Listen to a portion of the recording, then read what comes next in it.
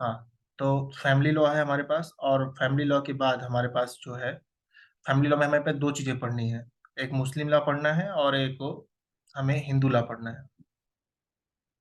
तो इसमें हम दो चीजें पढ़ेंगे। इसमें हमारे पास दो चीजें हैं।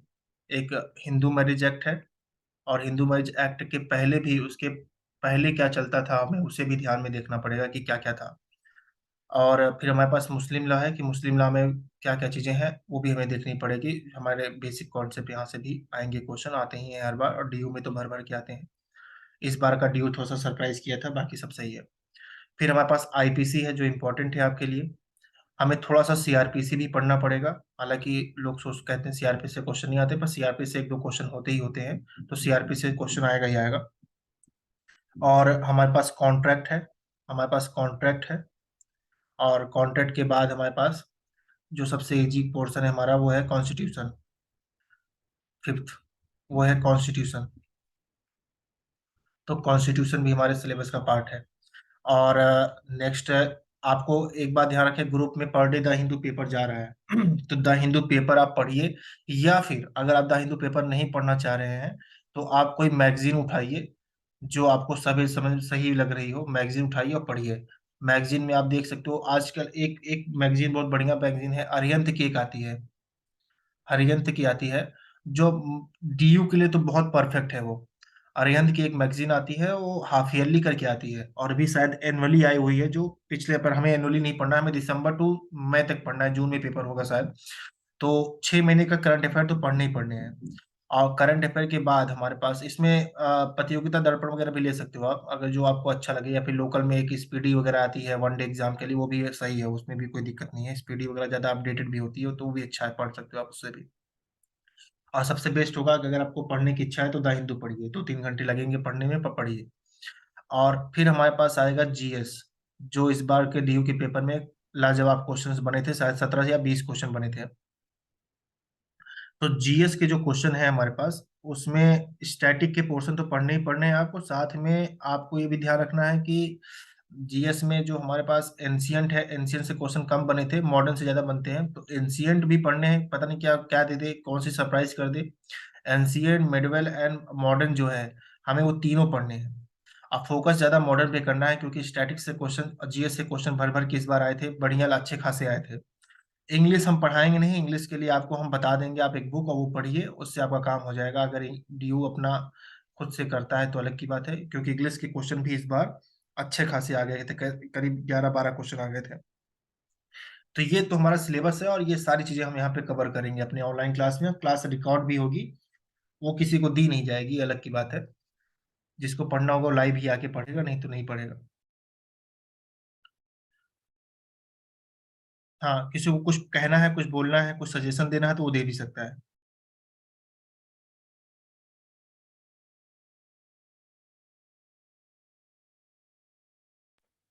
सर बाई चांस अगर हमें क्लास रिपीटेड देखनी हो हाँ, तो तो मैं उसके दोबारा उसके लिए हम आपको जूम का ही हम आपको दे देंगे, जूम का ही लिंक दे देंगे। जैसे जूम पे क्लास चलती है वैसी क्लास चलेगी, उस पर पासवर्ड डालना होगा, डालिएगा, देखिएगा। वैसे ऐप पे नहीं मिलेगी आपको, वैसे मिलेगा, ठीक है। मिल जाएगी क्लास। जैसे जूम पे जाके आप देखते हो, मैं आपको लिंक दूंगा, ग्रुप में ही लिंक भेज देंगे, तो ग्रुप में ही से ही आप देख लोगे।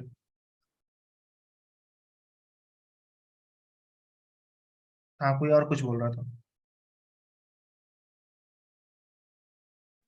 हाँ सर, टाइमिंग्स क्या होगी क्लास की?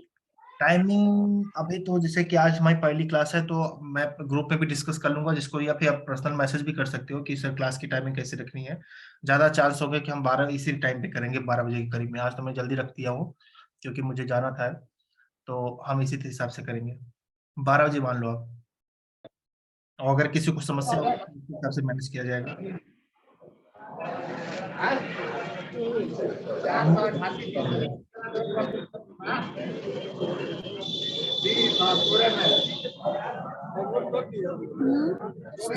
शहनाज जी, आप म्यूट कर लें।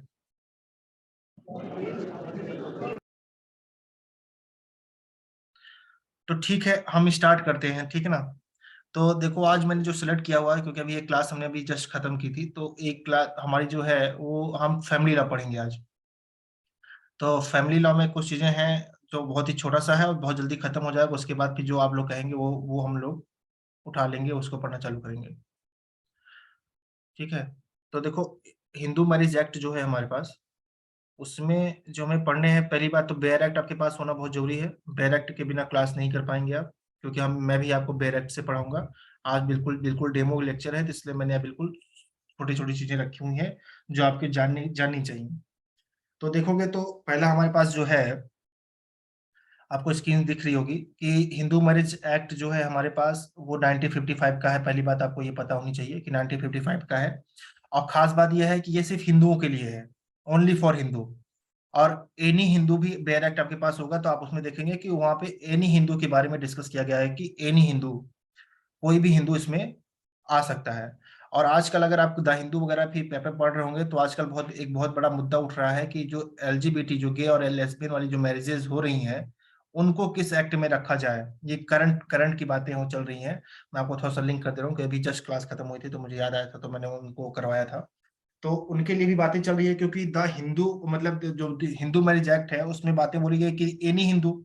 और एनी हिंदू में ये बातें नहीं बताई गई है कि जो दुल्हन होगा वो जरूरी नहीं है कि लड़की ही हो, और जो दूल्हा होगा वो जरूरी नहीं कि वो क्या बोलते हैं लड़का ही हो। तो अगर बैर एक्ट को आप देखेंगे और उसको इंटरप्रिटेट करना चालू करेंगे तो कुछ है लूप होल्स उसमें। तो आजकल मैटर सुप्रीम कोर्ट में है कि जो एलजीबीटीक्यू की जो शादियां वगैरह हो रही हैं वो उनको किस में डाला जाए, किस में स्पेशल मैरिज में रखा जाए, कि हिंदू मैरिज एक्ट में अगर हिंदू कैटेगरी दोनों हिंदू हैं तो हिंदू में रखा जाए। तो ये मुद्दा थोड़ा सा आजकल चल रहा है। और जहां तक उम्मीद है कि सुप्रीम कोर्ट जाहिर सी बात बोलेगा कि हिंदू मैरिज एक्ट में न डाल के हम उनको कहाँ रखेंगे, स्पेशल मैरिज एक्ट में रखेंगे। क्योंकि स्पेशल मैरिज एक्ट बना ही इसीलिए है कि जहाँ पे एक्सेप्शंस आएंगी वहां पे उस चीजों को मेंशन कर दिया जाएगा। तो अगर हिंदू मैरिज एक्ट आप हम देखते हैं तो हिंदू मैरिज के हमारे पास दो सोर्सेस हैं। पहला सोर्स है एंशियंट और दूसरा सोर्स है हमारे पास, पहला एंशियंट है, दूसरा सोर्स हमारे पास मॉडर्न है। और एंशियंट सोर्स में अगर आप देखते हो तो उसमें हमारे पास कुछ बातें हैं जहाँ पे हो सकता है आपसे क्वेश्चन पूछ लिया, और पूछा भी है, ड्यू ने कई बार क्वेश्चन पूछा है कि इसमें से कौन सा सोर्स नहीं है हिंदू मैरिज एक्ट का। तो पहला हमारे पास श्रुति है, दूसरा स्मृति है, तीसरा डाइजेशन एंड कमेंट्रीज है, और फिर चौथा हमारे पास है कौन सा, कस्टम है। अब इनके बारे में भी डिस्कस करेंगे हम धीरे धीरे। तो और मॉडर्न सोर्स में हमारे पास जस्टिस है, गुड कंसाइन है, प्रेसिडेंट है। प्रेसिडेंट के बारे में पता है किसी को कि क्या होता है, प्रेसिडेंट क्या होता है?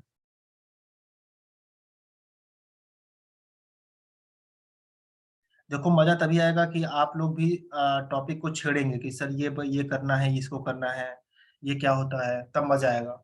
एक तरफा नहीं चल पाएगा मजा। तो तो प्रेसिडेंट प्रेसिडेंट है मतलब और जो फिर चीजें लेगिस्लर। पहले हाँ, से, क्या कह रहे हैं? जो एंशियंट टाइम से चलती आ रही है जो चीजें, वही आज के टाइम में चल रही है। मतलब जो चेंज नहीं कर सकते हम, वो प्रेसिडेंट है नंबर वन। चलिए आगे पढ़ते हैं, बताते हैं।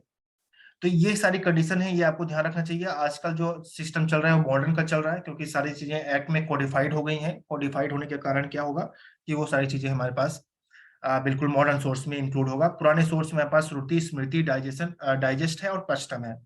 तो अगर आप श्रुति को देखेंगे, मैंने यहाँ पे नोट्स भी किया हुआ है, श्रुति को अगर आप देखेंगे तो श्रुति सोर्स क्या है, वो डायरेक्टली कम्युनिकेटेड बाय लॉर्ड या फिर गॉड, जो भी आप कह सकते हैं, कि डायरेक्टली कम्युनिकेट किया गया है भगवान की तरफ से। उन्होंने बताया है कि क्या हमारे धर्म है, कैसे चीजों को हमें करना चाहिए, डेली रूटीन का जो सारी चीजें आप देखोगे। वेद वेद है हमारे पास, 4 वेद है, उस पर आपको नाम याद पता होना चाहिए कि चारों वेद की, क्योंकि स्टैटिक्स में पूछा जा सकता है आपसे।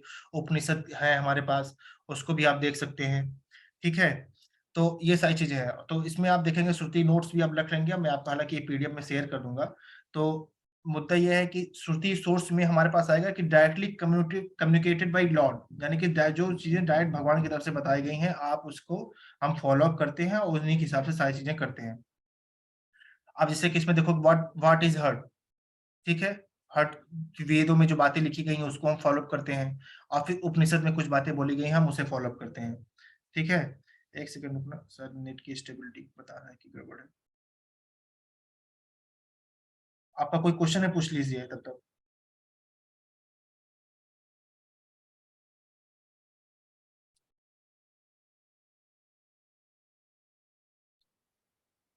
क्वेश्चन आप चैट बॉक्स से भी पूछ सकते हैं या फिर डायरेक्ट व्हाट्सएप पे मैसेज करके भी पूछ सकते हैं, जैसा आपको सुटेबल लगे, पर पूछना बहुत जरूरी है। तभी मजा आएगा पढ़ने में। ठीक है, आगे चलते हैं। सेकेंड हमारे पास आता है स्मृति। स्मृति यानी कि इन मेमोरी, जो आपकी मेमोरी में है, जो आपको याद है, जितना याद है। जैसे कि मान लेते हैं कि अगर किसी भगवान ने किसी को अगर बताया है कि भाई ये चीजें ऐसी होती हैं, तो उसको जो जो चीजें याद है वो अपने हिसाब से बताएगा। और वो जो चीजें सही होगी, जितना चीजें उसे याद होगी वो बता देगा, वही हमारे लिए क्या हो जाएगा, सोर्स हो जाएगा। वही मानेंगे कि वही सच है, सब कुछ वही है। जैसे कि सेज वगैरह हमारे पास है, साधु संत जो हमें बताते हैं, हम मानते हैं कि हाँ ठीक है, उनको किसी ने बताया है, जो उनके गुरु ने बताया, उनको उनके गुरु ने बताया, हाँ वही सही है, उसी चीज को हम फॉलो भी करते हैं, है ना, ठीक है ना। तो स्मृति, जो स्मृति के बारे में ध्यान रखना है कि स्मृति इन मेमोरी, जो आपकी मेमोरी में है, what is has be remembered. तो श्रुति में क्या है कि directly communicated by the God या लॉर्ड। सीता स्मृति में इन मेमोरी, जो आपकी मेमोरी में है, जिसमें धर्मसूत्रा है एंड धर्मशास्त्र है। स्मृति भाई मनु ने क्या बताया, नवरदन ने क्या बताया, वो सारी चीजें आप देख लेंगे। अगर स्मृति के बारे में आप पढ़ते हैं तो देखा जाएगा कि what is remembered is based on the memory of the sage. Says यानी कि साधु संत, जिनको नहीं पता है, जो कंपेयर, जो सेज वगैरह हमें बता रहे हैं, उनकी मेमोरी जैसी है, जो जितना उनका पास ज्ञान है उसके हिसाब से वो बता रहे हैं, वो चीजों के बारे में बात करता है स्मृति। वो who were reported for secret for knowledge, जिनके पास सेक्रेट नॉलेज है, जो नॉलेज और किसी आम आदमी के पास नहीं, जो सिर्फ उनके पास है। और उनके पास कहाँ से आया है, जो उनके जो गुरु हैं या फिर उनके पास जो भगवान है, जिनके जो उनके आराध्य है, जो उनको बताया हुआ है, वो ज्ञान वो आगे समाज को, सोसाइटी को वो दे रहे हैं, और लोग उसको फॉलो अप करते हैं, क्योंकि ऐसा माना जाता है कि जो उनको जो वो ज्ञान दे रहे हैं, जो वो बता रहे हैं, वो सारी की सारी चीजें क्या है, कम्युनिकेटेड बाय गॉड है या फिर लॉर्ड है। इसमें धर्मशास्त्र, सुस्ता धर्मशास्त्र, ये सारी चीजें आती हैं। ये सारी चीजें भी आपको पढ़नी है। डाइजेस्ट वगैरह में वही चीजें हैं जो आपको मिला, आपने देखा, आपकी हिफाजत आपके लिए है, उतने उसे फॉलो अप कर दिया, उतना इंपॉर्टेंट नहीं है। कस्टम आपके लिए बहुत ज्यादा इंपॉर्टेंट है। और हाल फिलहाल में शायद एक कर्नाटका हाई कोर्ट का एक मैटर भी आया हुआ है, जिसमें कस्टम के बारे में उन्होंने बताया, वो केस का नाम नहीं याद रहा है, हफ्ते या 10 दिन ही हुए हैं शायद। कस्टम आपके लिए बहुत इंपॉर्टेंट है कि कस्टम, कस्टम होता क्या है, किसी को पता है?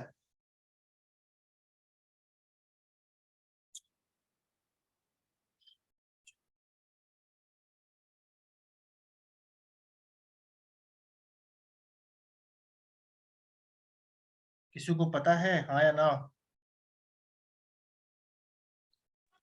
No sir.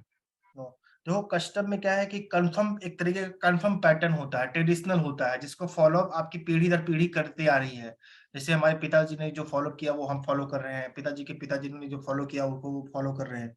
तो इसी तरह से जैसे देखोगे तो हमारे हिंदू मैरिज में ना 7 फेरे लेने का एक कॉन्सेप्ट है। 7 फेरे लेने का एक कॉन्सेप्ट है कि 7 फेरे होंगे शादी के बाद। शादी जब आप करेंगे, शादी भी 7 फेरे के बिना शादी मानी नहीं जाएगी कि शादी है वो। अगर 6 फेरे करते हैं तो ऐसा माना जाएगा कि आपकी शादी कंप्लीट नहीं हुई है ना। तो आजकल इस पे भी डिस्प्यूट चलता है कि कहीं कहीं कहीं जैसे साउथ वगैरह में आप देखोगे तो कहीं कहीं जगह पे 2 या 3 तीन ही फेरे लेते हैं लोग, 3 ही फेरे लेते हैं, और 3 ही फेरे में शादी हो जाती है। तो ये उनका कस्टम है, उनकी पीढ़ी दर पीढ़ी जो है वो इसी कस्टम को फॉलो करती आ रही है। वहां 3 फेरे ही पूरे फेरे माने जाते हैं, 7 के बराबर माने जाते हैं। तो अगर हम हिंदू मैरिज एक्ट को देखें तो उसने उसने बताया हुआ कि सप्ताह होती है। सप्ताह यानी कि 7 फेरे। सेक्शन 7 अगर आप देखोगे, सेक्शन 7 हिंदू मैरिज एक्ट का, तो उसमें बताता है कि सप्ताह होगी, तभी मैरिज क्या होगी, वैलिड मानी जाएगी। पर उसमें एक्सेप्शन भी दे रखा है, अगर किसी का कस्टम है, जो ट्रेडिशनल है, जो उसकी पीढ़ी दर पीढ़ी उसी चीज को फॉलो करती है, तो ऐसी कंडीशन पे हम वहां पे एक्सेप्शन दे देंगे, उसको भी हम क्या करेंगे, मैरिज मानेंगे कि वो कंप्लीट मैरिज है। तो कस्टम वही है जो कंफर्म पैटर्न है ह्यूमन बिहेवियर बिहेवियर का, जो फॉलो करता आ रहा है वो लगातार, और उसे वो करता आ रहा है। ठीक है, ये है कस्टम। ये 4 सोर्स हमारे पास थे। ठीक है, श्रुति, स्मृति, डाइजेस्ट एंड कमेंट्रीज और कस्टम। कस्टम आपके लिए बहुत इंपॉर्टेंट है, इसे क्वेश्चन भी आए हुए हैं एग्जाम में। आप PYQ देखोगे तो आपको उसमें मिलेगा। फिर अगर हम आगे आते हैं तो अगर हिंदू मैरिज एक्ट के बारे में हम अगर बात करते हैं, तो हिंदू मैरिज एक्ट में मैरिज जो होती है हिंदुओं की, वो क्या होती है, होली संस्कार होती है। होली संस्कार यानी कि होली संस्कार, होली संस्कार यानी कि वो संक्रामेंट इन नेचर होती है। संक्रामेंट मतलब कि 7 जन्मों का रिश्ता होता है, जन्मों जन्मांतर का रिश्ता होता है हिंदू मैरिज एक्ट में। पर इसी के अपोजिट जब अगर हम बात करते हैं मुस्लिम लॉ में, तो मुस्लिम लॉ में मैरिज कैसी मैरिज होती है, वो कॉन्ट्रैक्ट इन नेचर होती है। यानी कि अगर कॉन्ट्रैक्ट मतलब अगर ब्रीच होगा तो शादी भी क्या हो जाएगी, खत्म हो जाएगी। तो मतलब जब चाहे तो वो ट्रिपल तलाक का मैटर भी आप देखोगे तो इसी शब्द में था कि भाई हमारा मुस्लिम लॉ में है कि शादी जो हुई है, जो मैरिज हुई है, वो सेक्रामेंट नेचर नहीं है, वो सेक्रामेंट नहीं है। हमारी मर्जी, हम रहना चाहे रहें, ना ही मर्जी नहीं रहेंगे, हम 3 तलाक बोलेंगे। हालांकि वो लड़कियों के ऊपर लागू नहीं होता था, ज्यादातर मेल जो थे उसको आप फायदा उठाते थे, तो सेक्रामेंट नेचर वो नहीं है, कॉन्ट्रैक्ट नेचर पे है, कॉन्ट्रैक्ट नेचर है। फिर आप अगर थोड़ा सा आगे पढ़ोगे तो अभी हिंदू मैरिज एक्ट हमने स्टार्ट नहीं किया, हम उसके पहले एक्ट के पहले की जो सिनेरियो थी, जो चीजें थी, हम उसको देख रहे हैं। फिर हम अभी बैन एक्ट उठाएंगे और मेरे पास कुछ नोट्स हैं, मैं उसके साथ में आपकी हेल्प के साथ हम उसको आगे बढ़ेंगे, ठीक है। फिर आप देखेंगे हिंदू मैरिज एक्ट में सबसे बड़ा दान जिसे बोला जाता है कि भाई कन्यादान, जो फादर जो है, लड़की के जो फादर है वो क्या करते हैं, कन्यादान करते हैं। तो कन्यादान का सिस्टम है हमारे हिंदू मैरिज में कि कन्यादान करती है जब फॉर्मल डोनेशन होती है। सप्तापाड़ी मैंने आपको बता दिया, सप्तापाड़ी होती है। सप्तापाड़ी आप हिंदू मैरिज एक्ट देखेंगे तो सेक्शन 7 इसके बारे में बात करता है कि सप्तापाड़ी होगी, कि किसको सप्तापाड़ी बोलेंगे। तो वहां पे आग होगी, आग के चारों चक्कर आपको लगाने पड़ेंगे, 7 फेरे लगाने पड़ेंगे, ये सप्तापाड़ी। फिर पोलीगेमी के बारे में किसको किसको पता है कि पोलीगेमी क्या होती है, पोलेंड्री क्या होती है? जो रिपीटेड वाले होंगे तुमको तो पता ही होगा, जो नए फ्रेश वाले होंगे उनको नहीं पता होगा।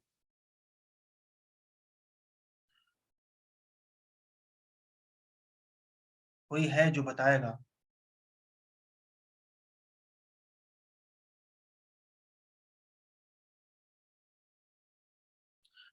टॉट भी करेंगे सोनम जी, अगर हाँ सोनम जी टॉट भी करेंगे, काहे परेशान। टॉट को हम लोगों ने सिलेबस में नहीं लिखा था, सही बात है। तो टॉट भी पढ़ेंगे, टॉट तो लीगल मैगजीन है, पढ़ लेंगे हम लोग, उसमें कोई दिक्कत नहीं। देखो पोलीगेमी, पोलीगेमी क्या होती है? पोलीगेमी जो मेल, अभी तो पोलीगेमी अभी अलाउ नहीं है ना? आईपीसी इसने क्या किया, पोलीगेमी को प्रोहिबिट कर दिया है। आईपीसी में आप देखोगे अभी अभी एक क्राइम है, आप ऐसा नहीं कर सकते, प्रोहिबिटेड बाय लॉ है। पर पहले जब ये नहीं था, हिंदू मैरिज एक्ट के पहले, तो देखोगे राजा महाराजाओं की कई सारी शादियां होती थी, 1000 शादियां, 1600 शादियां, 10-20 शादियां, 50 शादियां करते थे। तो जहां पे मेल जो है कई सारी शादियां करते हैं, मेल जो है वो शादी करता है कई सारी लड़कियों से, फीमेल से, तो वो पोलीगेमी कहलाता है, जब मेल फीमेल से करे। और जब फीमेल कई सारे के हस्बैंड हैं तो उसे बोलते हैं पोलेंड्री, जो कि पहले अलाउ नहीं था।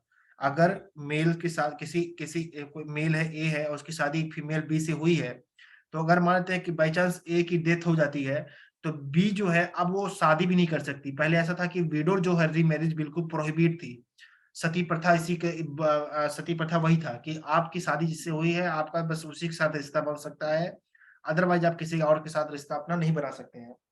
ये फीमेल के लिए थी, पर मेल के लिए बिल्कुल नहीं थी। मेल चाहे जितनी शादी कर सकते हैं, वो उनकी मर्जी है, जितना चाहे उतना करें शादी। तो पॉलीगेमी लड़कों के लिए थी जो कई सारी बीवियां रखते थे अपने लिए, अभी वो नहीं है। आपसे क्वेश्चन पूछ सकता है कि पॉलीगेमी ना क्या कहते हैं प्रोहिबिटेड है या नहीं है, वो आपसे क्वेश्चन पूछ सकता है, तो आपको ध्यान होना चाहिए कि वो प्रोहिबिटेड बाय लॉ है, आईपीसी के तहत उसे ऑफेंस माना गया है कि आप नहीं कर सकते। और पोलेंड्री में क्या होता है? पोलेंड्री जहां पे मोर देन वन हस्बैंड रख सकती हैं, पोलेंड्री मतलब कि जो फीमेल है वो मोर देन वन हस्बैंड रख सकती हैं, ठीक है। पोलेंड्री उसे बोलते हैं, आप पोलीगेमी बोलते हैं किसको, जब मेल बहुत सारे रखते हैं। तो अब पहले हम बात करेंगे जब हमारे पास हिंदू मैरिज एक्ट कोडिफाइड नहीं था, हिंदू मैरिज एक्ट जब पहले हमारे पास नहीं था, तो हमारे पास था कि विडो रीमैरिज बिल्कुल अलाउ नहीं थी, कि भाई जो विधवा है, जो इनके हस्बैंड खत्म हो गए हैं, वो रीमैरिज नहीं कर सकते हैं। और अभी का सिनेरियो है, अभी अभी बिल्कुल वो कर सकते हैं, पर कंडीशन है। कंडीशन क्या है कि आपका लिविंग स्पाउस नहीं होना चाहिए कोई। लिविंग स्पाउस मीन्स मतलब कि अगर वो जिंदा है तो आपके साथ उसका डिवोर्स होना बहुत जरूरी है। अगर डिवोर्स नहीं हुआ है तो आप शादी नहीं कर सकते, क्योंकि एक ही शादी आजकल हिंदू मैरिज एक्ट में मानी जाती है कि आप एक ही लोग से शादी कर सकते हैं। दूसरी शादी आप तभी कर सकते हैं जब आपको आपने डिवोर्स ले रखा हो अपने स्पाउस के साथ। स्पाउस यानी मेल होगा तो फीमेल, फीमेल होगा तो मेल। फिर हमारे पास नेक्स्ट टॉपिक, छठा पॉइंट है हमारे पास, मैंने नोट बनाया था उसका, कि जो legislation by law relating by Hindu marriage, जो हिंदू मैरिज का जो लॉ है हमारे पास, वो बिगिन कब होता है? 1829 से बिगिन होता है, चालू शुरुआत उसकी हो जाती है 1829 से। When sati was abolish. Sati आपके बहुत बात सुना होगा, सती सती उसकी मूवी होगा, बहुत सारी बनी हुई थी, वो अलग का मुद्दा है। तो sati was abolish by the law and declared by the offence. वो फिर उसको क्या किया लॉ ने, उससे कहा कि भाई जो ये आग में अपने आप को कर देते हैं, वो एक तरीके का ऑफेंस होगा, और राजा राम मोहन राय की इस पे बहुत बड़ी भूमिका थी कि उन्होंने इस पे बहुत ज्यादा काम किया कि सती जो है ये चीजें नहीं होना करना है, ये हमारे लिए ऑफेंस का काम करेगा। और उस वक्त के जो गवर्नर जनरल थे हमारे पास इंडिया के, वो थे बेंटिक, लॉर्ड बेंटिक। ये ध्यान रहे, ये आपके लिए इंपॉर्टेंट है कि गवर्नर के बारे में पूछ सकता है। और सती प्रथा जो अबॉलिश करने पे जो सबसे महत्वपूर्ण भूमिका प्ले किए थे वो थे राजा राम मोहन राय। ये भी आपका स्टैटिक का क्वेश्चन है, आपसे पूछा जा सकता है कि सती प्रथा जो थी उसको अबॉलिश करने में सबसे मेन किरदार किसका था, वो थे हमारे राजा राम मोहन राय। और दूसरे थे बेंटिक लॉर्ड, दोनों साथ मिलकर काम किए थे। उस वक्त गवर्नर थे, बिना गवर्नर के साइन के, बिना गवर्नर की चीजों के कोई चीज कर नहीं सकते थे पहले आप, ये आपको पता ही होगा। फिर आया, आगे बढ़ते हैं 1829 से, अगर हम 1829 से अगर हम आगे बढ़ते हैं तो हमारे पास मिलता है कि 1856 में हमारे पास विडो रीमैरिज का एक्ट पास हुआ कि भाई जो विडो है वो भी शादी कर सकती हैं, और उसके बारे में चीजों के बारे में बताया गया है। तो मतलब कि विडो जो रीमैरिज है वो अब अलाउ है, पहले अलाउ नहीं थी। और जैसे मैंने आपको बताया था कि आईपीसी ने पॉलीगेमी को क्या किया है, प्रोहिबिट किया है। ये यहाँ पे मैंने मेंशन भी कर दिया है कि 1868 IPC prohibited by polygamy, polygamy को उसने क्या किया है, प्रोहिबिट कर रखा है। फिर एक मुद्दा बनता है कि क्या सेम गोत्र में शादी कर सकते हैं हिंदू हिंदू, अगर हिंदू है, एक हिंदू दूसरे हिंदू में शादी होती है जब, तो क्या वो सेम गोत्र में शादी कर सकते हैं? तो आंसर आपका यस होना चाहिए कि हाँ सेम गोत्र में शादी की जा सकती है। उसमें ये प्रोहिबिटेड बाय लॉ नहीं है, ये प्रोहिबिटेड बाय लॉ नहीं है। लॉ इसके लिए कुछ नहीं बोलता, वो ऐसा नहीं कहता कि भैया कि आप नहीं कर सकते हैं, प्रोहिबिटेड बाय लॉ बिल्कुल नहीं है। फिर एक बहुत बड़ा मुद्दा है कि हिंदू कोड जो है हमारे पास, जो कोडिफाइड है, उसको बनाया किसने?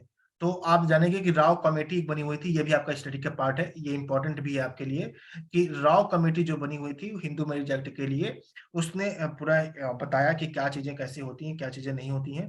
और सारे इंस्ट्रक्शंस अभी हम लोग बेयर एक्ट पढ़ेंगे, तो राव कमेटी के ही सजेशन पे सारी चीजों को बनाया गया था। हिंदू मैरिज एक्ट का जो आपको पता होगा 1955 का बना हुआ है ये, ठीक है। अब एक क्वेश्चन है जो जो भी है लाइव में अभी हमारे पास, वो आप इसमें बताइए कि चाइल्ड मैरिज जो होती है हमारे यहाँ, चाइल्ड मैरिज, अब चाइल्ड मैरिज जो होती है हमारे यहाँ, वो क्या कहते हैं, वैलिड होती है कि वॉइडेबल होती है? उससे पहले हमें बताइए कि सॉरी, वॉइड और वॉइडेबल दोनों में से क्या होगा? हालांकि टिक लगा हुआ है, दिमाग लगाओगे तो पता कहीं चली जाएगा। कोई डिस्कस करेगा इसके बारे में? तो वही वही डेबल होती है सर, वही डेबल। वाइड कोई बोला है? कोई वाइड भी बोला है क्या?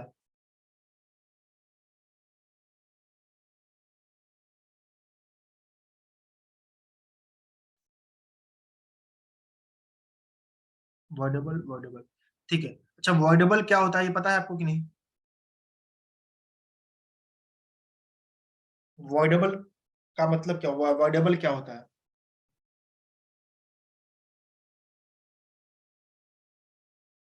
किसी को पता है? देखो, चाइल्ड मैरिज, पहली बात तो मैरिज जो होती है हमेशा वो वैलिड ही होती है। अब चाइल्ड मैरिज हुई है चाहे जो हुई हो, वैलिड ही होगी कभी। वो वॉइडेबल तो मतलब कि वाइड तो हो ही नहीं सकती है कभी भी कंडीशन पे, तो वो वॉइडेबल ही नेचर होती है। यानी कि अगर अगर हम बात करें कि अगर मेल की एज कितनी है, हमें पता है कितनी एज के लिए उनको परमिट किया गया है। अगर मेल है तो उसके लिए हमारे पास 21 ईयर है, और फीमेल अगर है तो उसके लिए हमारे पास बोला गया है 18 ईयर है। तो ये है, अभी शायद बातचीत चल रही है, अभी ड्राफ्ट हुआ है, अभी एक्ट बना नहीं है, तो इस पे कंफ्यूज मत होइएगा कि 21 ईयर की बात हो रही है कि दोनों को इक्वल कर दिया जाए। पर अभी ये बात चल रही है सिर्फ, अभी ऐसा एक्ट पास नहीं हो, जब तक एक्ट बनेगा नहीं तब तक कोई ऐसी बातें हम लोग करेंगे नहीं। तो फीमेल 18 ईयर्स और मेल 21 ईयर से जब बिलो होगा तो हमारा चाइल्ड मैरिज में काउंट करना चालू हो जाएगा। तो मैरिज जो होती है हमेशा ये चाइल्ड मैरिज जो होगी वो हमेशा वर्डेबल होगी। वर्डेबल का मतलब ये होता है कि जो जब मेजोरिटी मानते हैं कि लड़का हो या फिर लड़की हो, लड़के की उम्र अगर मान लेते हैं कि एक ही 15 साल पे शादी होगी, और जिससे शादी हुई है वो मान लेते हैं वो मेजर थी, वो 19 साल की, तो लड़का आगे चल के इस मैरिज को चैलेंज कर सकता है, क्योंकि वो चाइल्ड मैरिज थी तो हो सकता है चैलेंज कर ले। चैलेंज करने के बाद अगर उसकी मर्जी है, क्योंकि कंसेंट है कि नहीं है ये भी देखा जाएगा, तो अब मुद्दा होगा। तो अगर ये आगे चल के इस मैरिज को जो वॉइडेबल है, वॉइडेबल इन नेचर है, इसको वैलिड पे कन्वर्ट कर लेगा कि अगर उसे कोई दिक्कत नहीं है तो इस मैरिज को वो क्या करेगा, वो वैलिड हो जाएगी। तो वॉइडेबल ऐसा होता है जो अभी तक तो वैलिड नहीं है, पर आगे चल के हो सकता है कि वो वॉइड भी हो जाए या भी वैलिड भी हो सकती है। कंडीशंस होगी पार्टीज के ऊपर, पार्टीज कैसा किस चीजों को कैसे अप्लाई कर रही है। तो वॉइडेबल इन नेचर, वॉइडेबल का ये है कॉन्सेप्ट। अगर आपको कुछ पूछना है तो आप पूछ सकते हैं, अदरवाइज हम लोग कुछ आपका डाउट लेते हैं या फिर कुछ एक्स्ट्रा करते हैं कुछ। हिंदू कौन होता है आपको पता है? हिंदू कौन होता है?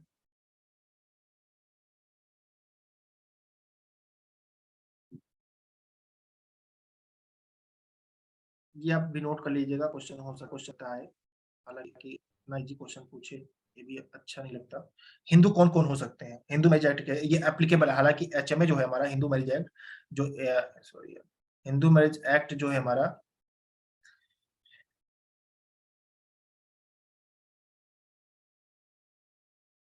बहुत स्लो चल रहा है।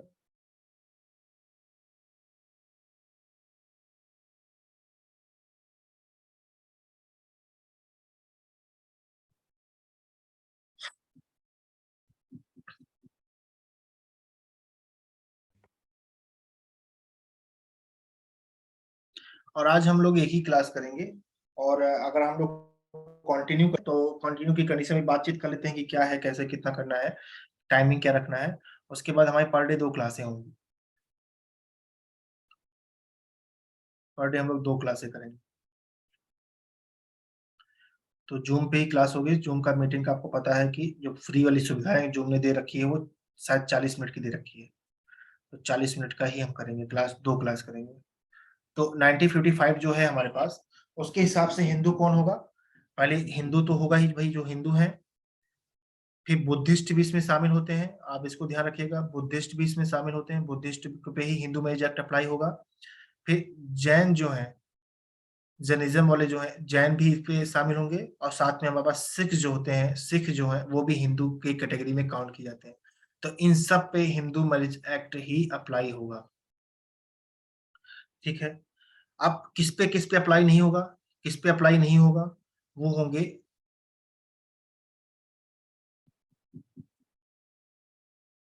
Not applicable. देखो राइटिंग पे लेके हंसी मत उड़ाना,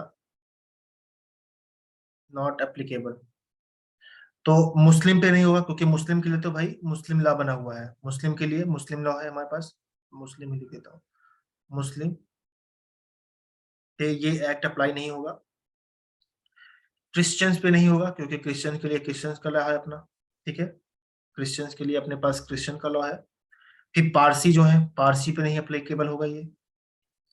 और जीव जो है वो इस पे अप्लीकेबल नहीं होगा। तो ध्यान रहे आपके ऑप्शन में कुछ भी कर सकता है, पूछ सकता है कि किस पे अप्लीकेबल नहीं होगा, किस पे अप्लीकेबल होगा। ये 8 लोगों के ना की कंडीशन आपको पता होना चाहिए। तो ये नॉन हिंदू है, ये हिंदू नहीं है, तो इस पे हिंदू मैरिज एक्ट अप्लाई ही नहीं होगा, ठीक है। यहीं तक का हमारा पास जो है वो है बेसिक का कॉन्सेप्ट, यहीं पे है।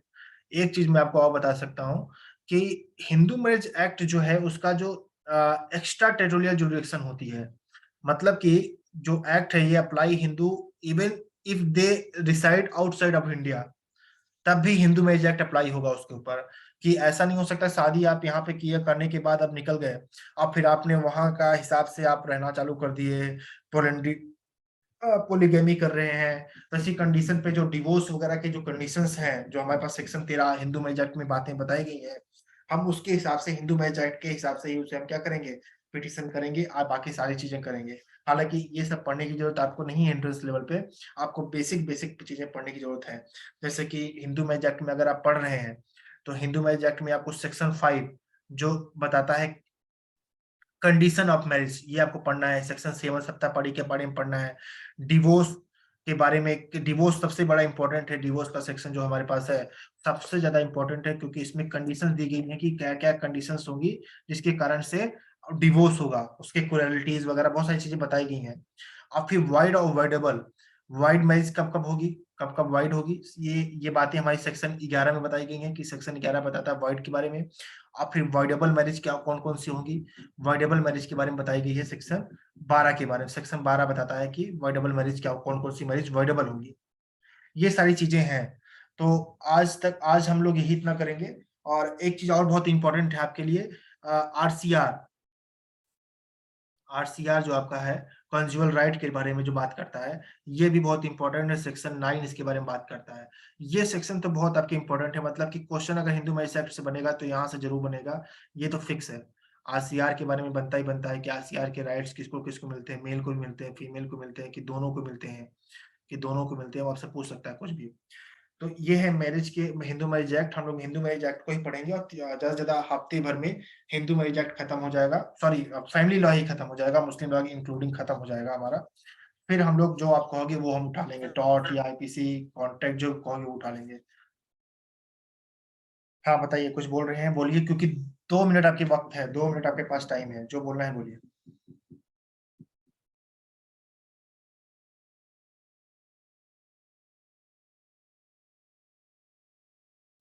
सर जीके में कौन कौन से टॉपिक इम्पोर्टेंस हैं? जीके में तो देखो, मैंने आपको बताया भी, जीके में जो है कि आपको मॉडर्न हिस्ट्री बहुत अच्छे से पढ़नी है, और स्टैटिक के पोर्शंस जो है डीयू में बहुत अच्छा पूछता है, इस बार नहीं पूछा था, पर इसका ये नहीं कह सकते कि आगे चल के नहीं पूछेगा, ठीक है ना। तो जिससे कि इस बार तो करंट अफेयर के क्वेश्चन नहीं देखने को मिले, 3 ही 4 क्वेश्चन मिलने देखने को, तो करंट अफेयर ऐसा नहीं है कि नहीं आएगा, क्योंकि इसके पहले भी 25 से 30 क्वेश्चन करंट अफेयर के हुआ करते थे। तो पढ़ना, देखो मैं आपको बताऊं ना, एक्चुअली क्या है ना, आप ये स्किप ही मत करिए कोई, अभी बहुत समय है हमारे पास, 5-6 महीने का टाइम है। तो अगर आप ये सोच रहे हैं कि ये पढ़ लें, ये इंपॉर्टेंट पढ़ लें, आप बेवकूफी करेंगे, आपका सिलेक्शन नहीं होगा, ये लिख के देता हूं मैं। आपको सब कुछ पढ़ना है, आप किसी चीज को छोड़िए ही मत। जो सिलेबस का पार्ट है हम उसको पढ़ेंगे। अब वो जो पूछेगा उसका जवाब दे देंगे, कुछ चीजें नहीं पूछेगा तो क्या करेंगे, मान लीजिए जो पढ़ के आप नहीं गए वही पूछ लिया, तो क्या करेंगे आप। तो पढ़ना आपको सब है, GK, GS, current affair, math, reasoning, और आपका सारा लीगल का पोर्शन, कॉन्स्टिट्यूशन का पोर्शन, सारा आपको पढ़ना है, कुछ आपको नहीं छोड़ना है। ऐसा बैठना है एग्जाम में कि हमको सब आता है, जो आप पूछ लोगे हम सबका जवाब दे देंगे। छाटो मत, ये नहीं आता, ये नहीं आता, वो करोगे बेवकूफी हो जाएगी, सिलेक्शन नहीं होगा, क्योंकि वो सरप्राइज कर देगा, डीयू हर बार कुछ ना कुछ सरप्राइज करता है, सरप्राइज में कुछ डाल देगा, आप देखते रह जाओगे।